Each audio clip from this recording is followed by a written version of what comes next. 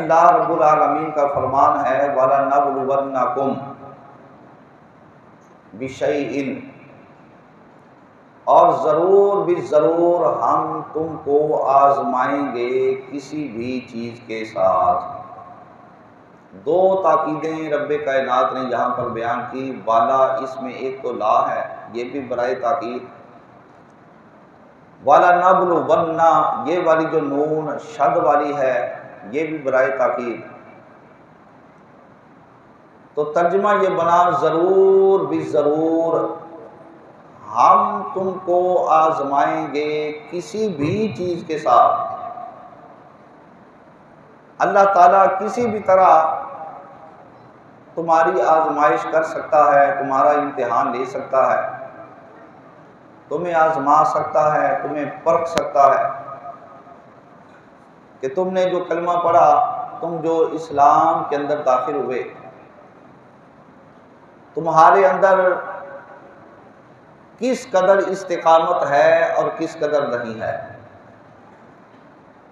آزمائش ہوگی کس چیز کے ساتھ، آگے ان چیزوں کا بھی ذکر کر دیا، من الخوف، پہلے نمبر پر خوف، والجوع اور بھوک، ونقص من الاموال مالوں میں کمی کر کے، والانفس اور جانوں میں کمی کر کے، والثمرات اور پھلوں میں کمی کر کے۔ یہاں پر 5 طریقوں کے ساتھ بندہ مومن کا امتحان لینے کا اللہ رب العالمین نے بیان کیا کہ تمہاری آزمائش ہوگی، تمہارا امتحان ہوگا۔ کبھی تمہارے اوپر دشمن کا خوف طاری کیا جائے گا، من الخوف، والجوع اور کبھی تم کو بھوکا رکھا جائے گا، بھوک سے واسطہ پڑے گا، ونقص من الاموال اور کبھی تمہارے مالوں کے اندر نقص پیدا ہو جائے گا، مالی نقصان ہو جائے گا، والانفس اور کبھی جانی نقصان ہو جائے گا، جانیں دینا پڑ جائیں گی، کبھی مال دینا پڑ جائے گا،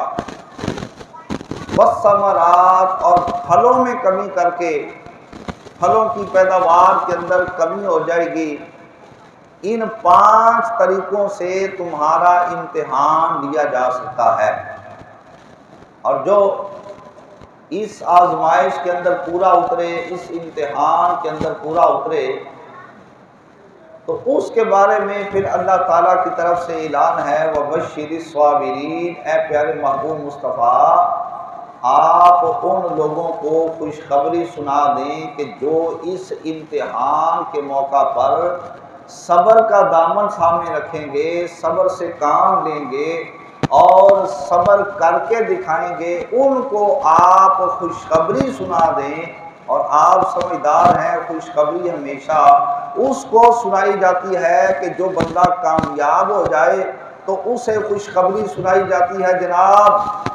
آپ کا امتحان ہوا تھا، آپ کامیاب ہو گئے، اب آپ کو یہ انعام ملنے والا ہے، آپ کو اس پر خوشخبری دی جاتی ہے۔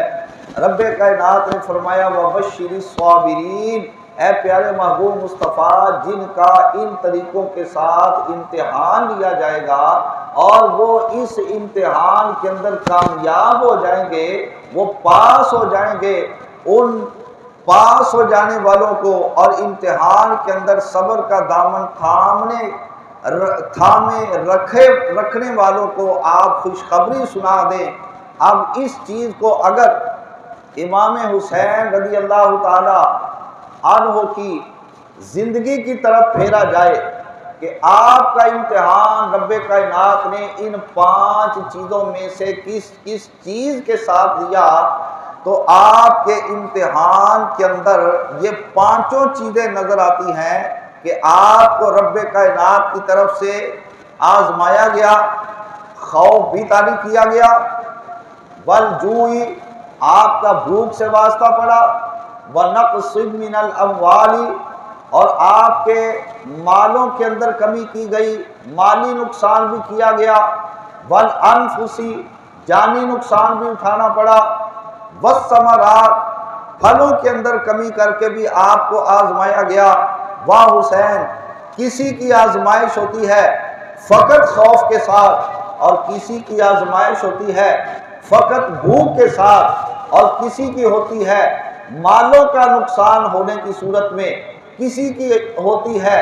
جانی نقصان ہونے کی صورت میں، اور کسی کی آزمائش ہوتی ہے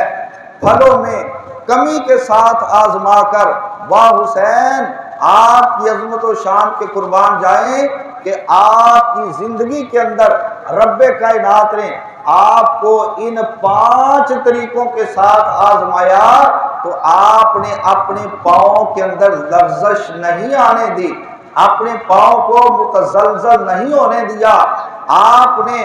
صبر کا دامن تھامے رکھا۔ تو جب ایک چیز سے آزمائش ہو، 2 کے ساتھ ہو، 3 کے ساتھ ہو، 4 کے ساتھ ہو، تو ان کے لیے تو رب کائنات کا اعلان ہو کہ ان کو خوشخبری سنا دی جائے کہ انہوں نے صبر کر کے دکھا دیا ہے۔ اے امام علی مقام، آپ نے 5 چیزوں کے ساتھ آزمائے جانے کی صورت میں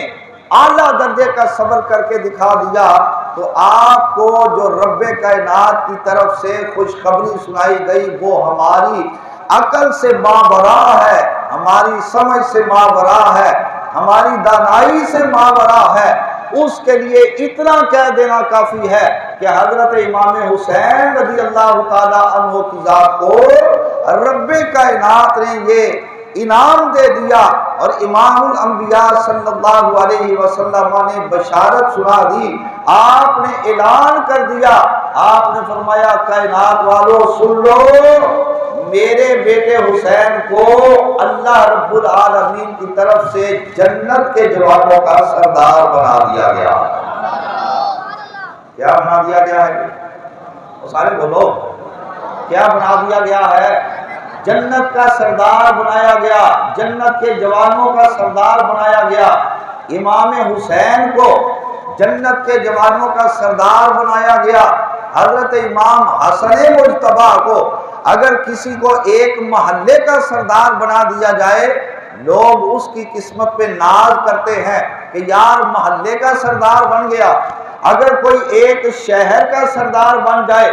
لوگ اس کی قسمت پر بھی ناز کرتے ہیں۔ اگر کوئی ایک ملک کا سردار بن جائے، اس کی قسمت کے اوپر ناز کیا جاتا ہے۔ وہ حسین آپ کی عظمت کو سلام کرتے ہیں، وہ امام حسن مجتبیٰ آپ کی عظمت کو سلام کرتے ہیں کہ آپ کو رب کائنات نے دنیا کے اندر رکھا تو تب بھی آپ کو سردار خاندان کا ایک فرد بنا کے رکھا۔ آپ دنیا سے رخصت ہو گئے تو آپ کی حیات ظاہری کے اندر خوشخبری سنا دی گئی کہ ان دونوں شہزادوں کو جنت کے جوانوں کا سردار بنا دیا گیا۔ جنت کی سرداری، اعلیٰ درجے کی سرداری، جنت کی سرداری، ایسی سرداری کہ جو کسی اور کے حصے کے اندر نہ آئی، وہ اگر آئی تو امام حسن مجتبیٰ کے حصے کے اندر آئی، یا پھر امام حسین شہید کربلا کے حصے کے اندر آئی۔ اور آپ سمجھتے ہیں کہ مرتبے یوں ہی نہیں مل جایا کرتے، مرتبے یوں ہی نہیں مل جایا کرتے، مرتبہ پانے کے لیے ہمیشہ قربانیاں دینی پڑتی ہیں۔ مرتبے پانے کے لیے، او بولو یار تھک گئے، مرتبے پانے کے لیے قربانیاں دینا پڑتی ہیں۔ تو کیا